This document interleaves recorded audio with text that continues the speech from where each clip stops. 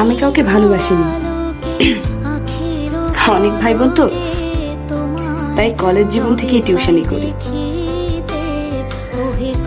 আমাদের মতো মেয়েদের ছেলেরা পছন্দ করে না। তোমরা ভালোবাসার জন্য নরম মেয়ে, আর আমরা তো যুদ্ধ করতে করতেই কয় না। আচ্ছা, এবার তোমার কথা বলো, তুমি কেমন মেয়ে পছন্দ করো? তোমার মতো। কই, তোমার ডায়েরির কোনো পাতায় তো আমার কথা লেখা নেই।